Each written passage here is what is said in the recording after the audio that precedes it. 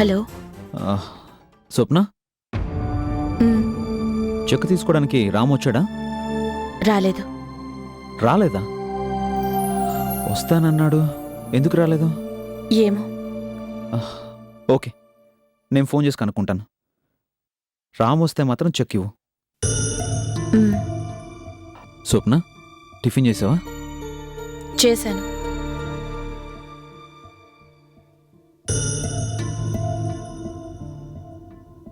Okay, ఉంటాను.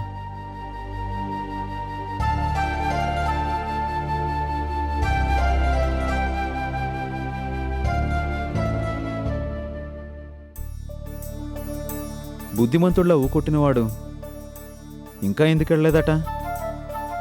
అయ్యగారికి అంత బిజీ ఏంటో.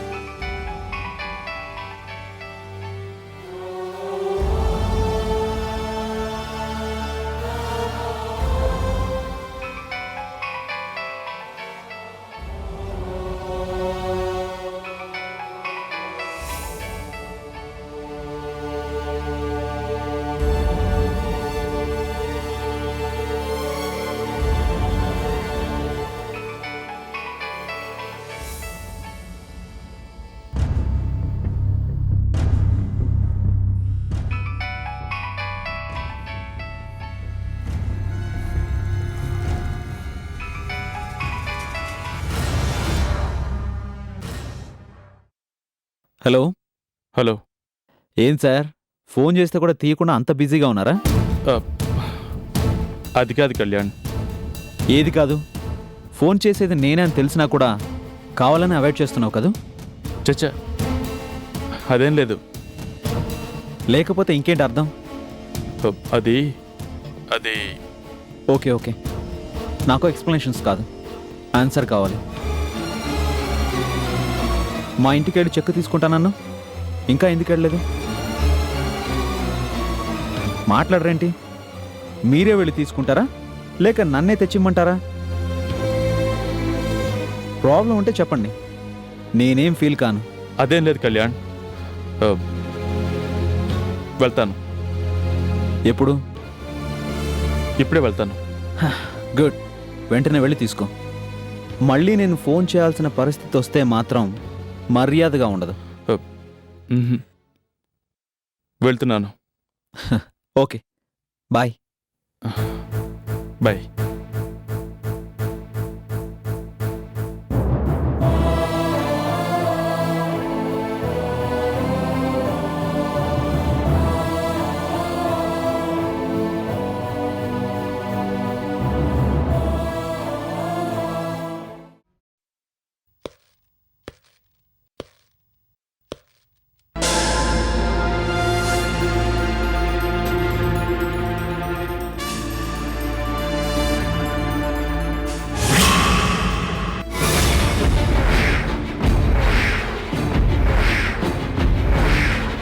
అది కళ్యాణ్ ఫోన్ చేశాడు,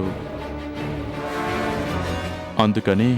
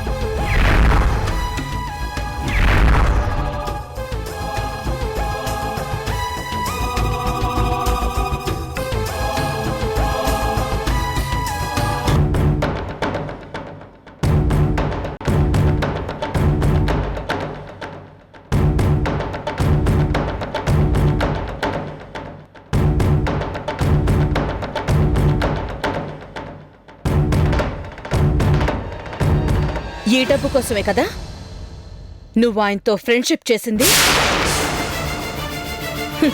స్నేహం ముసుగులో ఈ దోపిడీ ఇక్కడితో ఆగుతుందా, లేక నిండా ముంచేసేదాకా కంటిన్యూ అవుతుందా?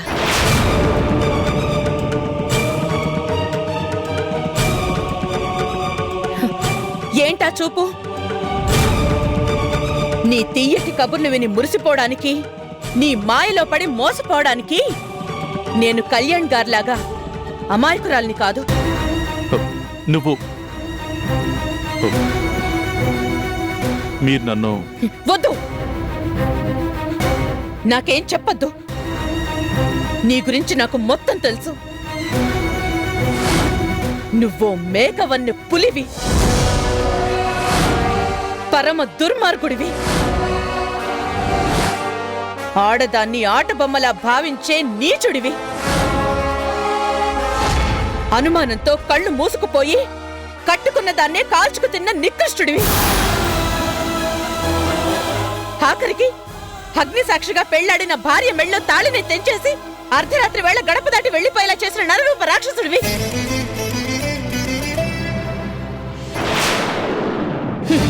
నీలాంటి స్వార్థపరుడికి ప్రేమ విలువ ఏం తెలుస్తుంది, స్నేహం విలువ ఏం తెలుస్తుంది? స్వప్న, వద్దు. నా పేరుని ఉచ్చరించే అర్హత కూడా నీకు లేదు. నీకు కావాల్సింది డబ్బు. ఆ డబ్బు కోసం నువ్వు ఎంతకైనా దిగజారగలవు, ఇంకెన్ని నాటకాలైనా ఆడగలవు. ప్లీజ్, నేను చెప్పేది ఏంటి నువ్వు చెప్పేది, ఇంకా నేను వినేది? అక్కర్లేదు. నీలాంటి కిరాతకుడి మాటలు వినాల్సిన దౌర్భాగ్య స్థితిలో నేను లేను.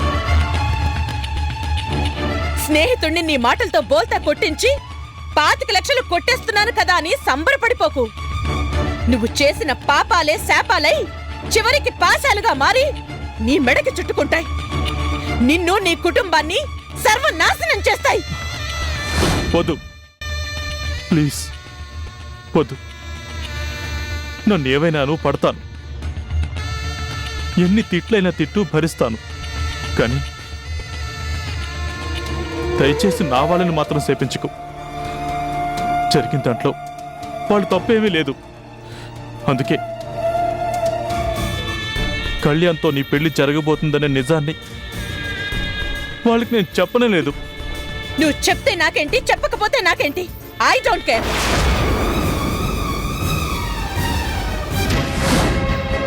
అయినా నీతో నాకు మాటలేంటి? నిలువెత్తు స్వార్థానికి ప్రతిరూపం నువ్వు. మోసానికి, వంచనికి మారు పేరు నువ్వు. బంధాలకి, అనుబంధాలకి అర్థమే తెలియని పశువు నువ్వు. నీ కడుపులో పెరుగుతోంది నా బిడ్డ కాదు. నా కడుపులో పెరుగుతోంది మీ బిడ్డ కాదు. కాదు కాదు కాదు.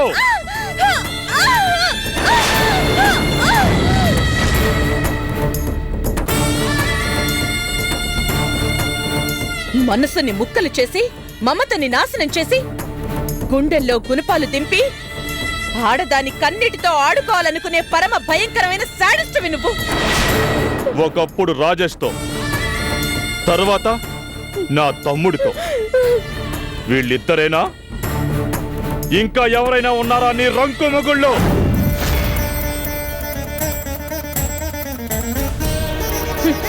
కర్మ కాకపోతే నీలాంటి చండాలుడితో ఆయన గారికి స్నేహం కాదు.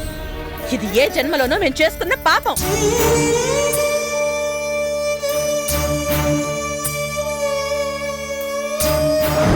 నేను కట్టిన తాలిని నా చేత్తోనే తెంచేసి పొంద విముక్తున్నవుతాను.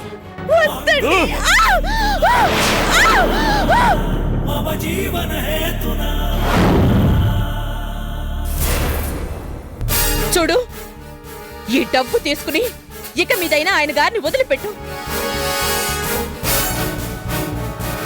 లేకపోతే నేనేం చేస్తానో నాకే తెలీదు.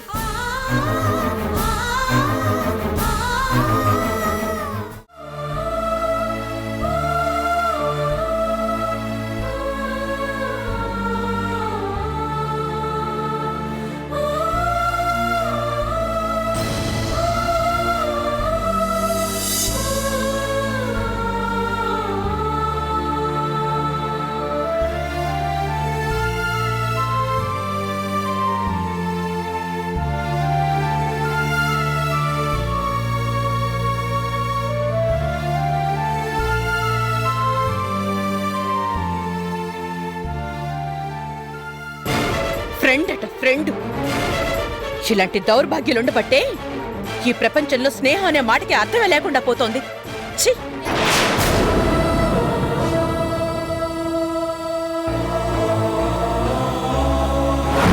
ఈ క్షణం నుంచి నీకు నాకు ఏ సంబంధం లేదు. వెళ్ళు,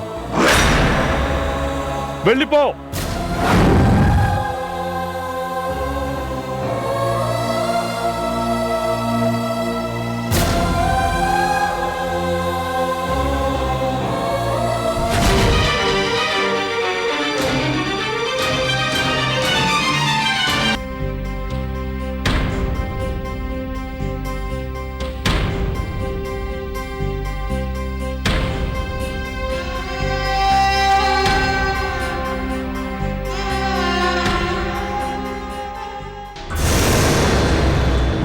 రేయ్, ఆ రోజు మనల్ని కొట్టినవాడు వాడేరా?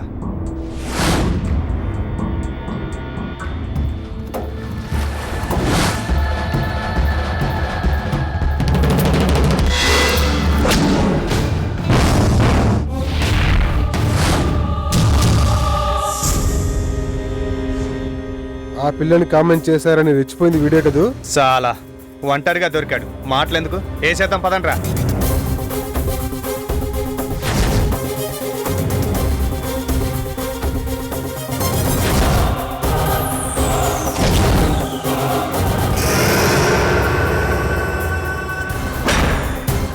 ఏరా హీరో, రెడీనా?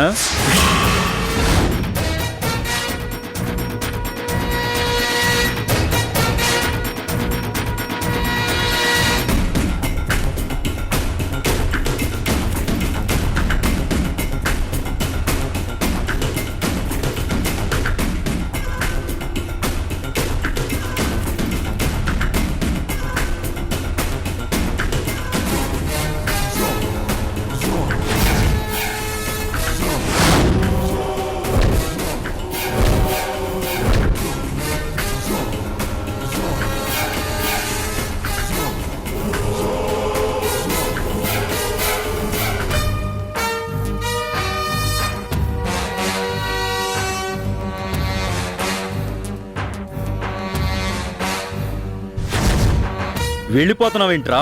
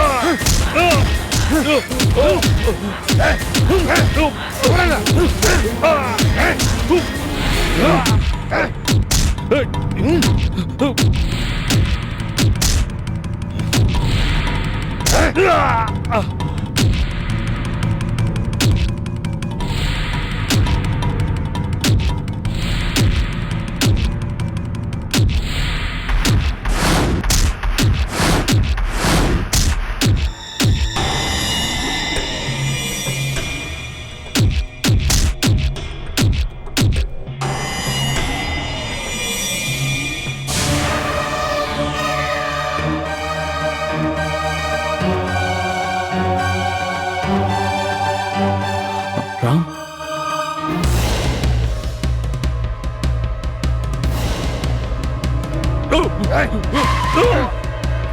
కొట్టరా, ఉమ్మరా వీడిని. ఉమ్మరా. ఏయ్. కొట్టరా వీడు. ఏయ్. ఏయ్. కొట్టరా వీడిని. ఏయ్. ఏయ్. ఏయ్. ఏయ్. అలా. ఏయ్. ఏయ్.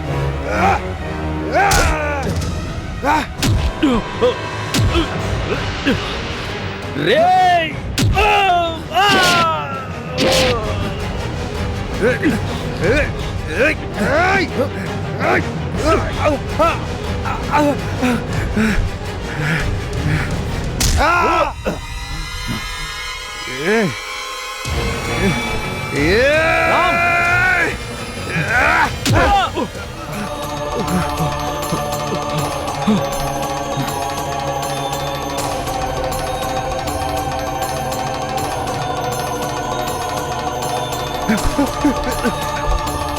కళ్యాణ్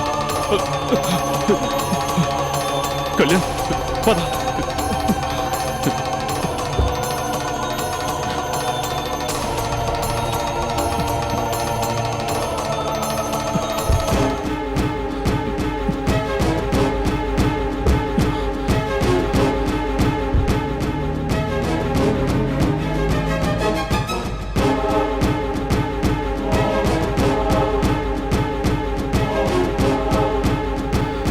కళ్యాణ్ రిలాక్స్.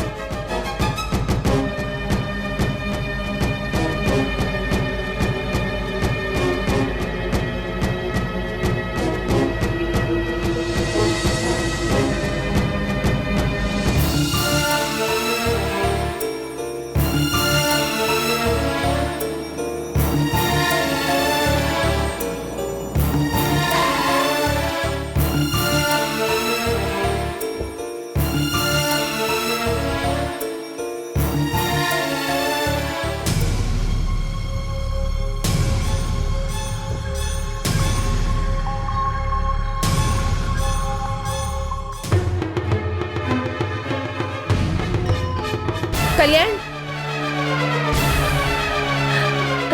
కళ్యాణ్ ఏమైందిరా? ఏమైంది?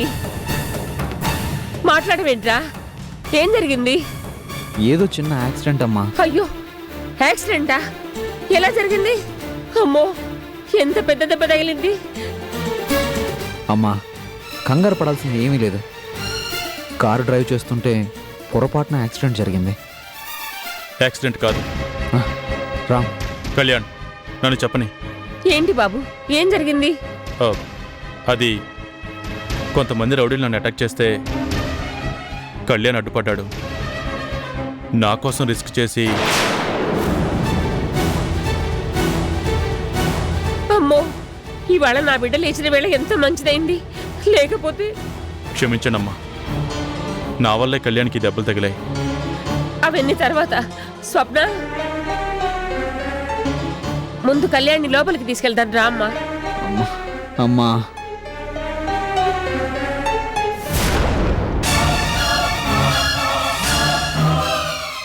అనవసరంగా టెన్షన్ పడకు. నిజంగానే నాకేం కాలేదు. ఇంత పెద్ద దెబ్బ తగిలితే ఇంకా ఏం కాలేదంటావేంట్రా? అబ్బబ్బా, ఇద్దరే ఎందుకంత టెన్షన్ పడతారు? నాకేం కాలేదని చెప్పానా? ఒరేయ్, ఇంకొక మాట మాట్లాడితే ఊరుకునేది లేదు. స్వప్న, నువ్వు చూస్తూ ఉండమ్మా.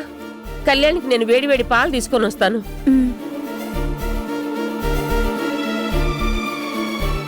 అయ్యో, కంగారులో నీ గురించి పట్టించుకోనే లేదు. అరే, నీకు కూడా దెబ్బ తగిలినట్టుంది. ఉండు బాబు, ఇప్పుడే వస్తాను. ఆంటీ, నాకేం కాలేదు. భలేవాడివే, ఏమీ కాకపోవడం ఏంటి? తల మీద అంత పెద్ద రక్తం మరక కనిపిస్తూ ఉంటే. కూర్చో బాబు, ఇప్పుడే వస్తాను. అయ్యో, ఇంకా నిలబడ్డావేంటి బాబు? కూర్చో. పర్వాలేదంటీ. పర్లేదు బాబు, కూర్చో.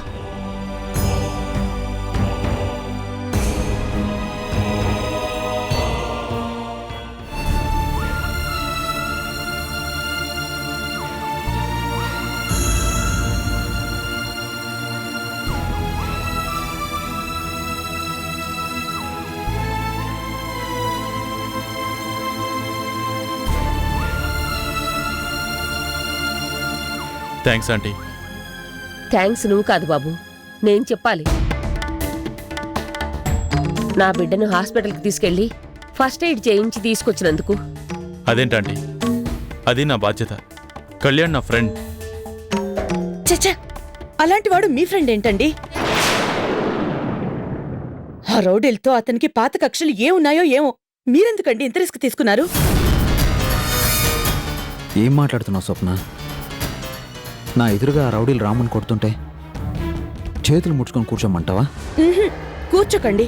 ఇదిగో ఇలా ఫైటింగులు చేసి ఇలా ప్రాణాల మీదకి తెచ్చుకోండి. స్వప్న, నేను అడ్డుపడకపోతే ఆ రౌడీలు రామ్ని తన్నేవాళ్ళు, బుర్ర పగల కొట్టేవాళ్ళు అంతేగా. పెళ్ళాన్ని కాల్చుకుని తిన్న అలాంటి వాడు ఉంటే ఎంత పోతే ఎంత? స్వప్న కొంచెం మెల్లగా మాట్లాడు. నీ మాటల్ని రామ్ వింటే బాధపడతాడు. బాధ అతనికి ఎదుటి వాళ్ళని బాధ పెట్టడమే తప్ప తను బాధపడ్డం కూడా తెలుసా? స్వప్న, రాము గురించి ఎందుకు అపార్థం చేసుకుంటావు? తనిప్పుడు పూర్తిగా మారిపోయాడు అని మీరనుకుంటున్నారేమో కానీ నేను మాత్రం అనుకోవడం లేదు. ఎందుకంటే అలాంటి శాడిస్ట్ మారతాడంటే నేను నమ్మనుగాక నమ్మను.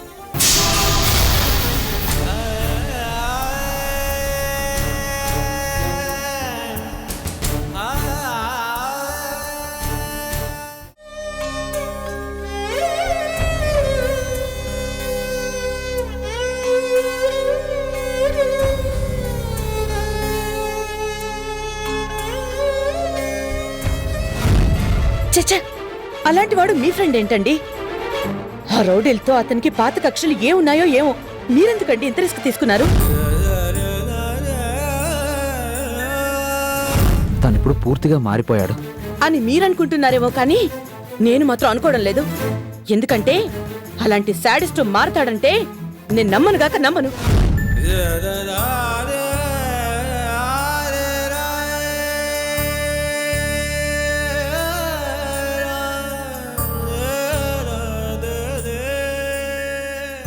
పెద్దాడా, ఎక్కడికి వెళ్ళావు? నీకోసం కళ్యాణ్ బాబు ఎన్నిసార్లు ఫోన్ చేసినా తీయలేదంట. ఏం చేస్తున్నావు? పాపం అంత దూరం నుంచి వచ్చి చెక్కిచ్చి వెళ్ళాడురా. పెద్దాడా, ఏమైందిరా? ఏం లేదమ్మా, చిన్న యాక్సిడెంట్. కంగారు పడాల్సింది ఏం లేదమ్మా, చిన్న దెబ్బే. చిన్న దెబ్బేమిట్రా? మొహం అంతా కమిలిపోతేను. అయినా యాక్సిడెంట్ ఎలా జరిగింది? అది ఏదో ఆలోచిస్తూ పరధ్యానంగా ఉన్నావు అంతేగా. ఇవాళ లేచిన వేళ మంచిదైంది, లేకపోతే ఏం జరిగేది? అయినా ఏమిట్రా ఆలోచన? అర్చన గురించేగా.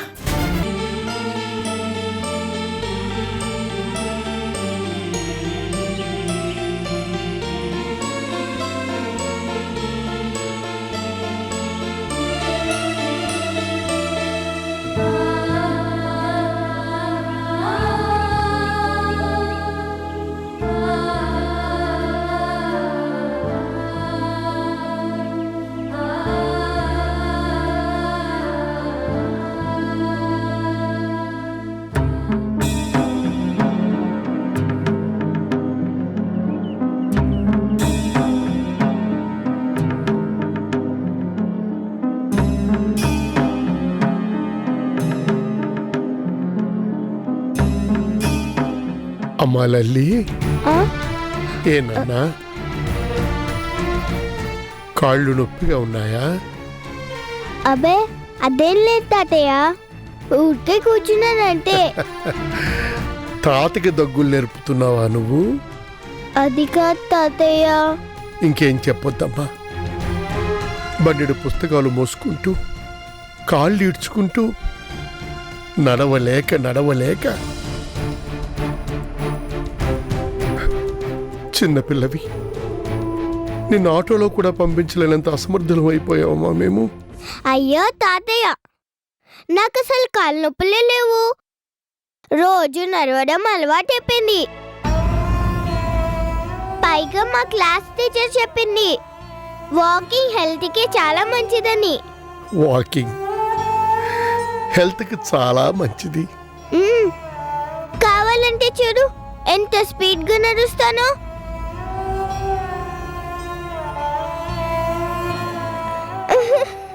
అమ్మా,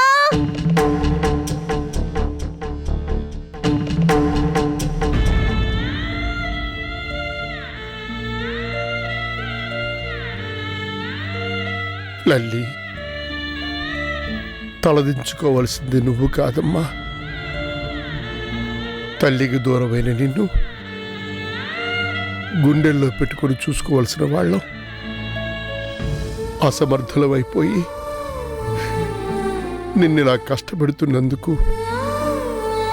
మేము తలదించుకోవాల్సిన వాళ్ళం అమ్మా. తాతయ్య అవునమ్మా. ఓ బంగారు గొలుసుకొని పెట్టానా? పట్టుపరికిని జాకెట్ కుట్టించిచ్చానా? లేకపోతే ఇంత స్వీట్ కొనిపెట్టి తినమ్మా అని ఎప్పుడైనా అడిగానా? లేదమ్మా, లేనే లేదు.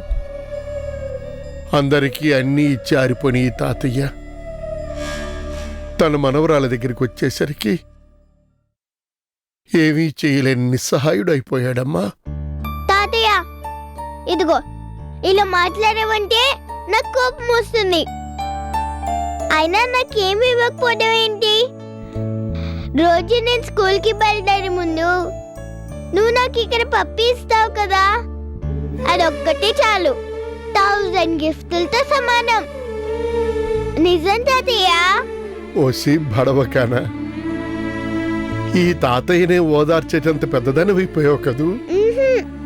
ఈ తాతయ్యకి నేనెప్పుడు బుల్లి మనవరాలనే.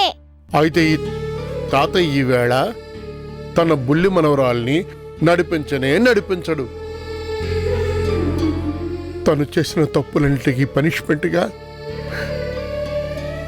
భుజాల మీదకెత్తుకుని ఊరేగిస్తూ ఇంటికి తీసుకువెళ్తాడు. సరేనా? వద్దు తాతయ్య, నీ భుజాలు నొప్పెడతాయి. ఏం పర్వాలేదమ్మా, మనిద్దరం కథలు చెప్పుకొని నడిస్తే అసలు అలసటే తెలియదు.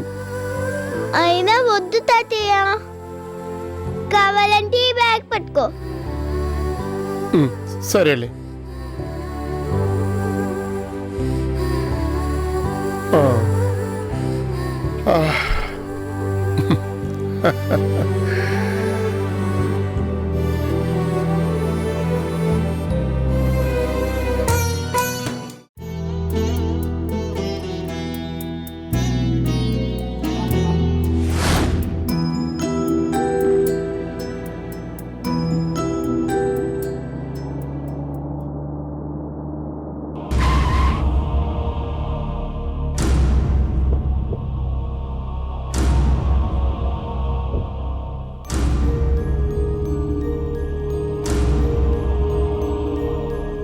ఏంట్రా, ఎవరో కొత్త వాళ్ళ ఇంటికి వచ్చినట్టు అక్కడే నిలబడిపోయావి? రా, రమ్మంటుంటే కమాన్. రా బాబు, రా కూర్చో. రా కూర్చో. స్వప్న, స్ట్రాంగ్ కాఫీ పెట్టి తీసుకురా, నాకు నా ఫ్రెండ్ రామ్కి.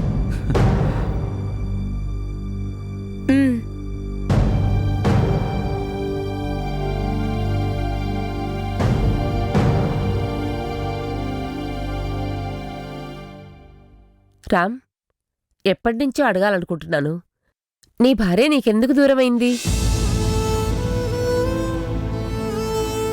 నేను తప్పు చేసినందుకు, నా భార్య పట్ల దుర్మార్గుల్లా ప్రవర్తించినందుకు. అంటే అంటే ఏం చెప్పను. అప్పట్లో నేను కళ్ళున్న గుడ్డివాణ్ణే అయ్యాను. చెప్పుడు మాటల్ని నమ్మి దేవతలాంటి నా భార్యని అనుమానించి అవమానించాను. చివరికి నా చేత్తో తన మెడలో కట్టిన తాళ్ళని నేనే తెంచేశాను.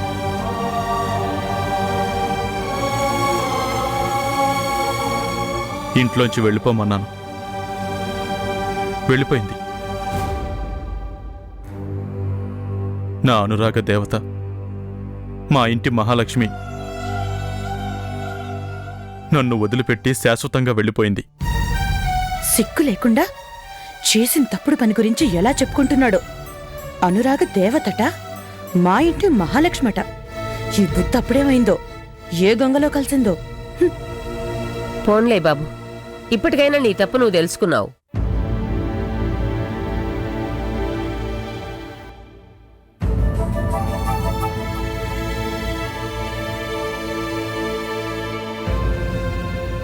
ఒకప్పుడు భార్య విషయంలో ఎన్నో తప్పులు చేసిన రాము తన తప్పును తాను తెలుసుకోవడం మాత్రమే కాదమ్మా, కన్నీళ్లతో తన భార్య పాదాలను కడిగి క్షమించమని అడిగి మళ్ళీ తన జీవితంలోకి ఆహ్వానించడానికి రామ్ ఇప్పుడు సిద్ధంగా ఉన్నాడు.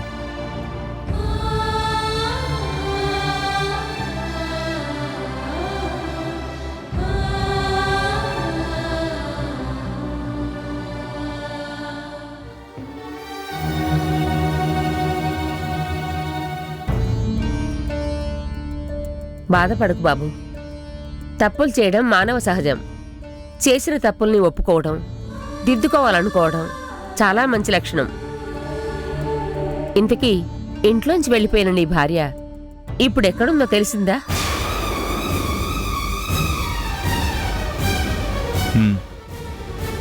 తెలిసింది. తెలిసిందా? మరి వెంటనే వెళ్ళి ఎందుకు తెచ్చుకోలేదు? రానంది. చీకొట్టింది.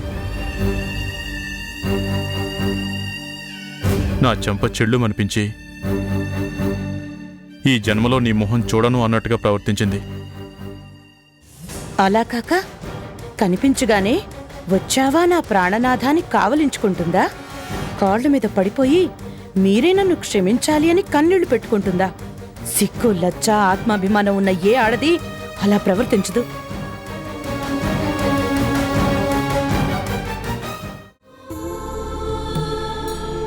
రామ్, నీకు నేనేం చెప్పాను? ఏనాటికైనా నీ భార్య నిన్ను తప్పకుండా క్షమిస్తుంది, మళ్ళీ మీ ఇద్దరు కలిసి సంతోషంగా జీవిస్తారు అన్నానా? అవును బాబు. అపార్థాలనే మబ్బులు తొలగిపోయి నిర్మలమైన ఆకాశంలా మళ్ళీ మీ మధ్య ప్రేమ చిగురిస్తుంది. భార్యాభర్తల బంధం అనేది తెంపేస్తే తెగిపోయేది కాదు బాబు. ఆంటీ, మీ మాటే నిజమైతే జీవితంలో నేను కోరుకునేది ఇంకేదీ లేదు. కానీ నాకు అదృష్టం లేదు, లేనే లేదు.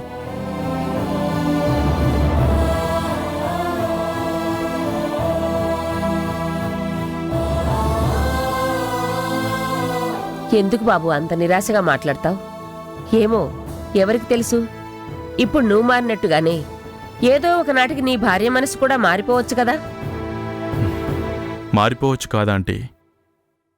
నా భార్య మనసు పూర్తిగా మారిపోయింది.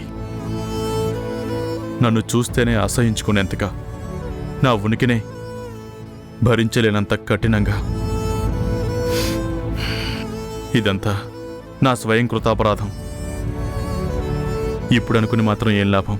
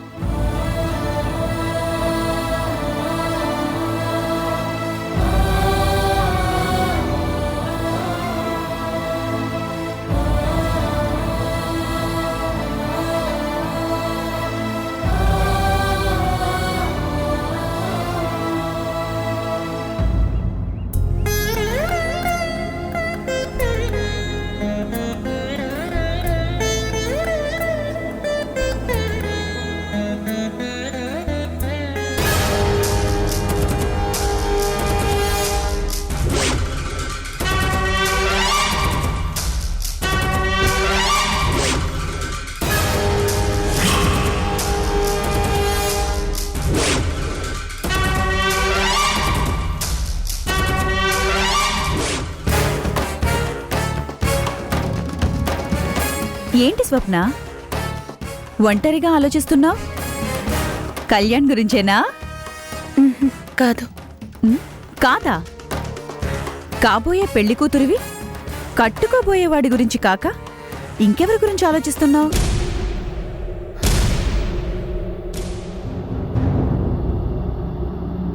చెప్పవేంటే? కళ్యాణ్ గారి ఫ్రెండ్ గురించి. వాట్? ప్రసాద్ గురించా? వాడి గురించా నువ్వు ఆలోచించడం ఏంటి? వాడొక రోగ్, చెత్త వెదవా, సాడిస్ట్ అనే నేను కూడా ఇన్నాళ్ళు అనుకున్నాను. కానీ తన మాటలు విన్నాక. ఏంటి? రామ్ ప్రసాద్ నీతో మాట్లాడా? నాతో కాదు, కళ్యాణ్ గారితో, ఆంటీతో. ఏం చెప్పాడు? తన మనసులో బాధని గురించి. తన గుండెల్లో గూడు కట్టుకున్న విషాదాన్ని గురించి. చెప్పుడు మాటల్ని నమ్మి దేవతలాంటి నా భార్యని అనుమానించి అవమానించాను. ఇంట్లోంచి వెళ్ళిపోమన్నాను. వెళ్ళిపోయింది. నా చెంప చెళ్ళుమనిపించి ఈ జన్మలో నీ మొహం చూడను అన్నట్టుగా ప్రవర్తించింది. నాకెందుకో అతని మాటలు వింటుంటే మొదటిసారిగా జాలి వేసింది. ఒకప్పుడు తను ఎంతటి దుర్మార్గుడైనా కావచ్చు, కానీ అతని మాటలు విన్నాక నిజంగా మారిపోయాడేమో అనిపించింది. మారడు, మారినట్టు నటిస్తున్నాడు అంతే. మిమ్మల్ని అందరినీ నమ్మించడానికి అద్భుతంగా నటిస్తున్నాడు. సౌందర్య, అది వాడి టాలెంట్. ఐ మీన్ అలాంటి వాళ్ళ టాలెంట్. ఊసరవెల్లిలాగా రంగులు మారుస్తూ సిట్యుయేషన్ కి తగ్గట్టుగా నటించడం అలాంటి శాడిస్టులకి వెన్నతో పెట్టిన విద్య. ఎదుటి వాళ్ళని పడగొట్టడానికి అలాంటి రోగ్స్ ఎన్ని వేషాలైనా వేస్తారు. జాలిని సానుభూతిని పొందడానికి కన్నీళ్లు కూడా కురిపిస్తారు. ఎదుటి వాళ్ళు ఆ మాటలకి కరిగిపోయారో అయిపోయారంతే. కానీ ఏంటి కాని? స్వప్న, అలాంటి దుర్మార్గులు మారడం కాదు, ఎదుటి వాళ్ళని ఏమారుస్తారు. ఇప్పుడు నాకు అర్థమవుతోంది. ఆ రాస్కెల్ వాళ్లతో మాట్లాడుతూ తన బాధని వెళ్లబుచ్చుతున్నప్పుడు నువ్వక్కడే ఉన్నావు కదూ? ఉన్నాను. అది సంగతి. వాడా కన్నీటి కథని చెప్పింది కళ్యాణ్ గారికి, ఆంటీకి కాదు, నీకు. నాకా? నీకే. తనని చూస్తేనే నువ్వు మండిపడుతున్నావని వాడికి తెలుసు. నువ్వీ ఇంటికి కాబోయే కోడలివని నీ పర్మిషన్ లేకుండా పెళ్ళయ్యాక ఈ ఇంట్లోకి అడుగు పెట్టడానికి అవకాశమే ఉండదని వాడికి తెలుసు. అందుకే కన్నీళ్లతోనే నిన్ను పడగొట్టాలని అనుకున్నాడు. స్ట్రెయిట్గా చెయ్యిని పట్టుకుంటే వాడి చెంపని చెళ్ళుమనిపించావు కాబట్టి సెంటిమెంట్తో నీ సానుభూతిని పొందాలి అని ప్లాన్ చేశాడు. అద్భుతంగా తన కన్నీటి కథని వినిపించాడు.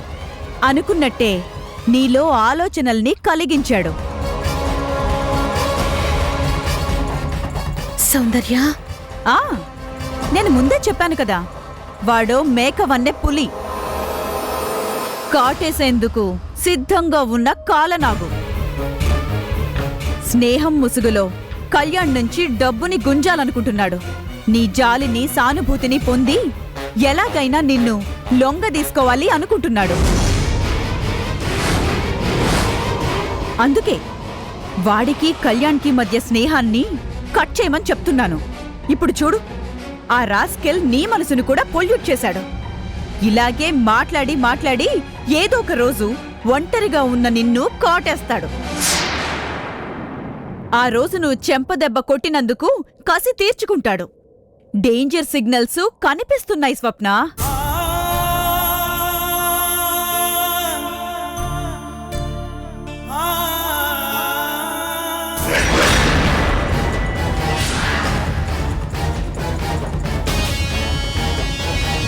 ఇక లాభం లేదు.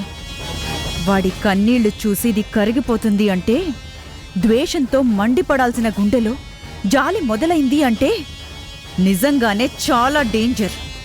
చేసేయాలి. కళ్యాణ్కి అర్చనకి త్వరగా పెళ్లి చేసేయాలి.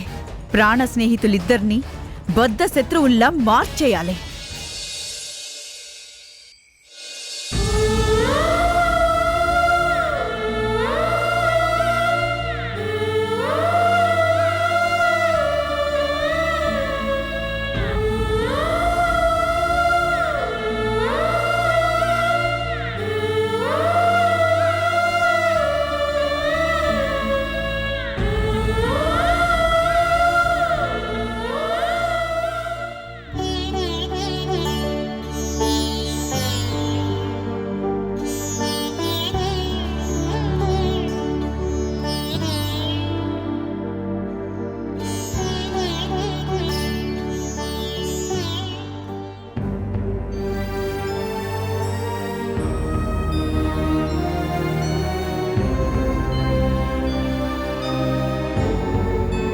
ఫ్యాక్టరీని తెరిచే ప్రయత్నాలు ఎంతవరకు వచ్చాయి? నాన్నగారు అది బెనర్జీ నాకు అంతా చెప్పాడు.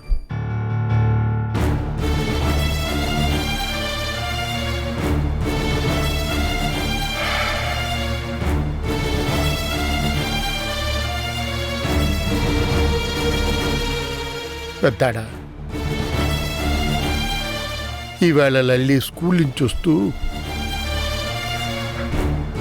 నడవలేకపోయిందిరా. పాపం చిన్నపిల్ల. తన గురించి మనం ఏ రోజు పట్టించుకోకపోయినా తను మాత్రం ఈ చిన్న వయసులో మనకి భారం కాకూడదని ఆలోచిస్తోందిరా. తనని కన్న తండ్రిగా నువ్వు, నిన్ను కన్న తండ్రిగా నేను తన గురించి ఏం చేస్తున్నావు అని ఆలోచిస్తుంటే బాధేస్తోంది, సిగ్గేస్తోందిరా.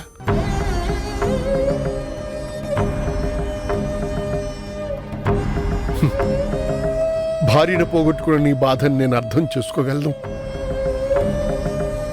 కానీ మగవాడు అన్నవాడు తన బాధతో కర్తవ్యాన్ని మర్చిపోతే ఆ సంసారం వీధిని పడుతుంది, కన్నబిడ్డల కష్టాల పాలవుతారు. అది కాదు నాన్నగారు, నేను నువ్వు ఏం చేస్తున్నావని అడగటం లేదు, ఏం చెయ్యాలో చెబుతున్నాను. అరే పెద్దాడా, కాలచక్రం వెనక్కి తిరిగి ఓ 25 ఏళ్ళు చిన్నాడైపోయే అవకాశం గానొస్తే నేను నీకు చెప్పను. నేనే పోగొట్టుకున్న ప్రతి రూపాయిని సంపాదించడానికి నా శక్తియుక్తులని పణంగా పెడతాను. అహోరాత్రులు కష్టపడి నా కుటుంబాన్ని మహోన్నత స్థానంలో నిలబెట్టడానికి ఒక యోధుడిలా పోరాడతాను. కానీ వయస్సు మీద పడి ఆరోగ్యం చెడి ఇంకా నేను ఎన్నాళ్ళు బతుకుతానో తెలియని స్థితిలో నేను. నాన్నగారు నన్ను చెప్పనీరా. వాస్తవాలు ఎప్పుడు చేదుగానే ఉంటాయి, వాటిని భరించి తట్టుకోవాలి. మా తరం అయిపోయింది, ఇక ఏం చేసినా మీ తరమే. మన కుటుంబానికి ఇక్కడి నుంచి నువ్వే. ఆకలిని తీర్చని ఆత్మాభిమానానికి విలువే లేదు.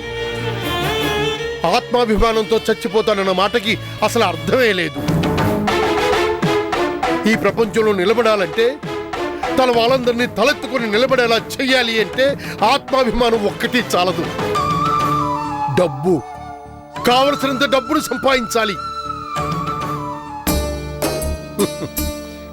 పెద్దాడా, నా ఈ చేతులతో లక్షలు కోట్లు సంపాదిస్తున్నప్పుడు ఆహా ఓహో అని నా చుట్టూ తిరిగిన వాళ్లే ఆరిపోయారో అని చాటుగా నవ్వుకుంటున్నారు. నేను పలకరించబోతే ఎక్కడ సాయం అడుగుతానోనని మొహం చాటేస్తున్నారు. ఎందుకు? నా దగ్గర ధనం అనే ఇంధనం ఇంకిపోయింది కాబట్టి.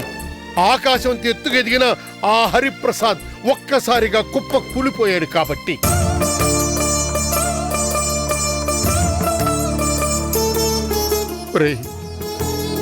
ఈ నాన్నకి నువ్వేం చేయనక్కర్లేదు, కానీ అమాయకంగా డాడీ అని పిలిచే నీ బిడ్డకి మాత్రం న్యాయం చెయ్యి. నీ బిడ్డ బంగారు భవిష్యత్తును తీర్చిదిద్దే బాధ్యత తండ్రిగానే కాదు, ఇప్పుడు తల్లిగా కూడా నీ మీదనే ఉంది. అందుకే చెప్పేది, మళ్ళీ నీ జీవితాన్ని నువ్వు ప్రారంభించు, మళ్ళీ నీ ఫ్యాక్టరీని నువ్వు ప్రారంభించు. అప్పుడు నీ కోసం చేస్తే ఇప్పుడు నీ బిడ్డ కోసం చెయ్యి. సంద్రం ఎంత పెద్దదైనా చిన్న చేప మొప్ప ముందు చిన్నదేనురా. నింగి ఎంత ఎత్తున ఉన్నా ఎగిరే పిట్ట ముందు తక్కువేనురా. ఇదే స్ఫూర్తితో, మొక్కవోని విశ్వాసంతో అడుగు ముందుకు వెయ్యి. నువ్వే గెలుస్తావు. కూలిపోయిన ఈ కోటను మళ్ళీ పునర్నిర్మిస్తావు. కష్టే ఫలి అన్నారు. అడుగు ముందుకు వెయ్యి, అడుగు ముందుకు వెయ్యి.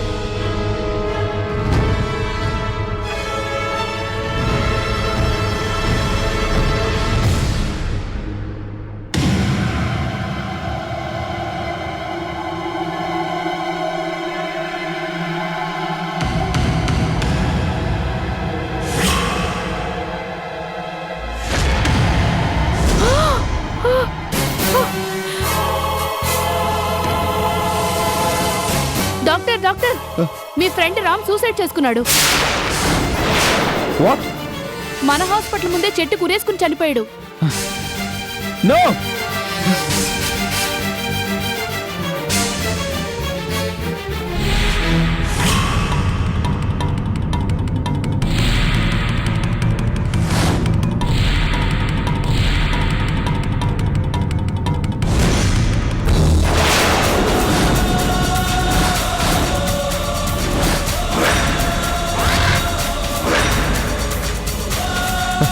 రామ్,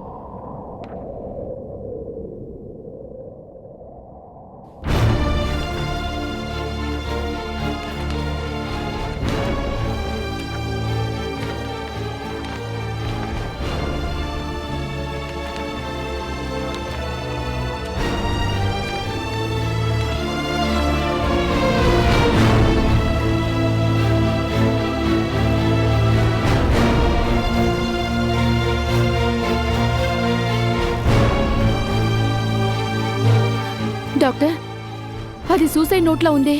ఏం రాశారు?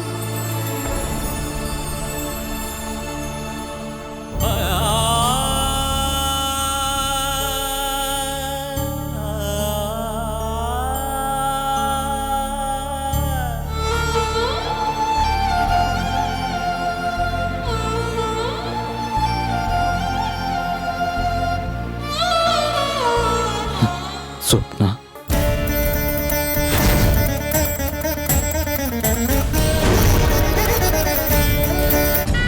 స్వప్న, వీడేంటి చచ్చిపోయే ముందు కూడా నా పేరు మీద లెటర్ రాశాడేంటి అనుకుంటున్నావు కదా? నాకు తెలుసు నువ్వు నన్ను ఎంతగా ద్వేషిస్తున్నావో, ఇంకెంతగా నన్ను అసహించుకుంటున్నావు.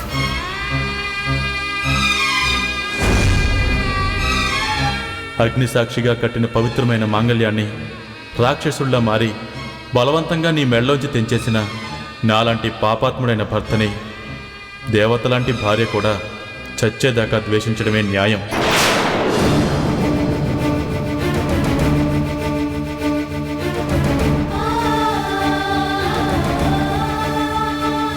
అణువణువున రగిలిపోతూ నన్ను చూస్తేనే అసహించుకోవడమే ధర్మం.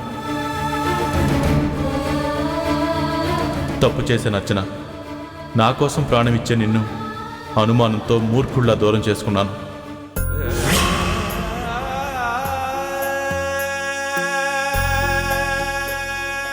నా అర్చనే పేరు మార్చుకుని స్వప్నగా మారిందని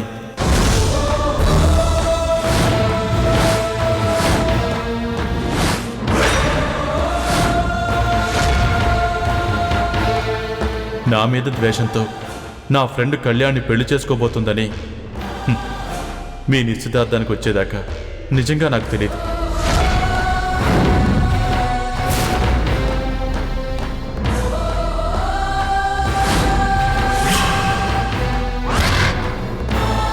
అర్చన, ఏనాటికైనా నువ్వు కనిపిస్తావని, నన్ను క్షమిస్తావని నాలో ఏమోలో చిన్న ఆశ ఉండేది. కళ్యాణ్ పక్కన నిన్ను చూశాక ఆ ఆశ కూడా ఆవిరైపోయింది. నా కోసం కాకపోయినా కనీసం మన లల్లీ కోసమైనా నువ్వు ఆలోచిస్తావనుకున్నాను.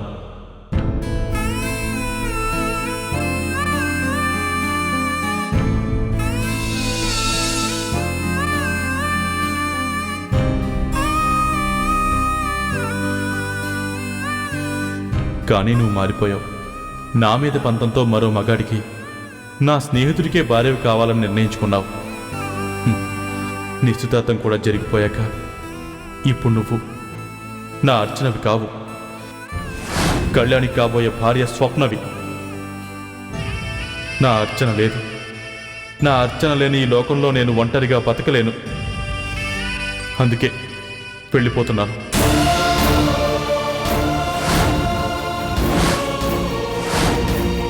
కళ్యాణికి భార్యగా నువ్వు సుఖంగా ఉండాలి, సంతోషంగా ఉండాలి, సుమంగిలిగా ఉండాలి. ఇదే నా ఆఖరి కోరిక.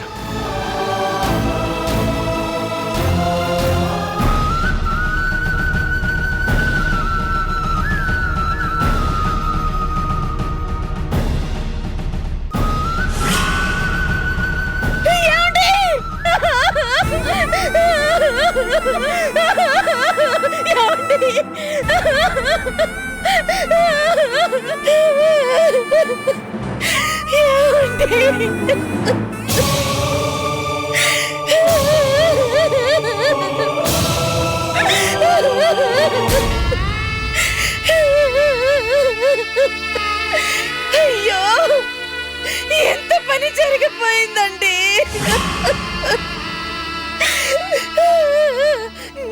నేనే నా చేతులారా మిమ్మల్ని పొట్టన పెట్టుకున్నాను.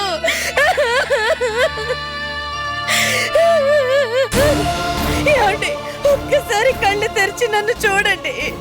నేను మీ అర్చన వచ్చానండి.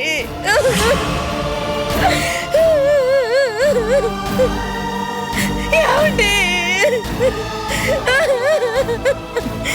స్వప్న కాదు, నేను స్వప్నని కాదు, స్వప్నని కాదు, అర్చనని, రామ్ ప్రసాద్ గారి భార్యని. నా భర్త లేని లోకంలో నేను బ్రతకలేను, బ్రతకలేను. చచ్చిపోతాను, నేను చచ్చిపోతాను. స్వప్న స్వప్న ఆగమ్మా. స్వప్న ఆగు స్వప్న, ఆగు. స్వప్న ఆగు. స్వప్న ఆగమ్మా. స్వప్న స్వప్న ఆగమ్మా. ఆగు. ఆగు. స్వప్న ఆగు, నేను చెప్పేది విను. ఆగమ్మా. నా భర్త లేని లోకం నాకొద్దు.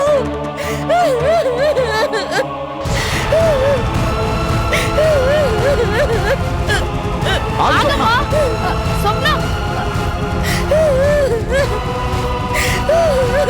స్వప్న ఆగు. స్వప్న స్వప్న నేను చెప్పేది విను. ఆగమ్మా.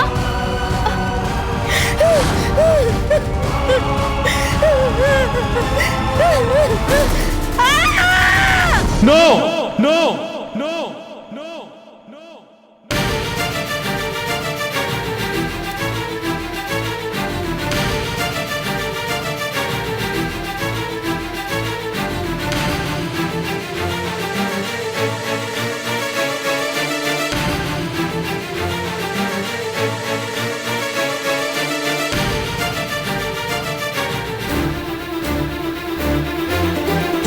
వీల్లేదు. నా వల్ల అర్చనకి ఎలాంటి ప్రమాదం జరగడానికి వీల్లేదు. అగ్నిసాక్షిగా తాళి కట్టిన నా భార్యని అనుమానంతో దూరం చేసుకున్న పాపాత్ముని నేను. ప్రతి క్షణం హింసించి ప్రత్యక్ష నరకాన్ని చూపించి దేవత లాంటి తన మనసుని ముక్కలు చేసిన రాక్షసుణ్ణి నేను. వద్దండి వద్దండి అని వేడుకుంటున్నా వినకుండా కసాయిగా మారిపోయి పవిత్రమైన మాంగళ్యాన్ని తెంచేసి నిర్దాక్షిణ్యంగా అర్ధరాత్రి వేళ అర్చనని ఇంట్లోంచి తరిమేసిన దుర్మార్గుడి నేను. అలాంటి నేను ఇప్పుడు అర్చన ఇంకొకరికి సొంతం కాబోతుందని తెలిసి నిజాన్ని బయటపెట్టి తన ప్రాణాల్ని బలి తీసుకోవడానికి వీల్లేదు. నా వల్ల అర్చన జీవితం నాశనం కావడానికి వీల్లేదు. నాకు దూరమైతేనేం, నన్ను ద్వేషిస్తేనేం, ఇప్పటికైనా అర్చన సుఖంగా ఉంటే నాకంతే చాలు.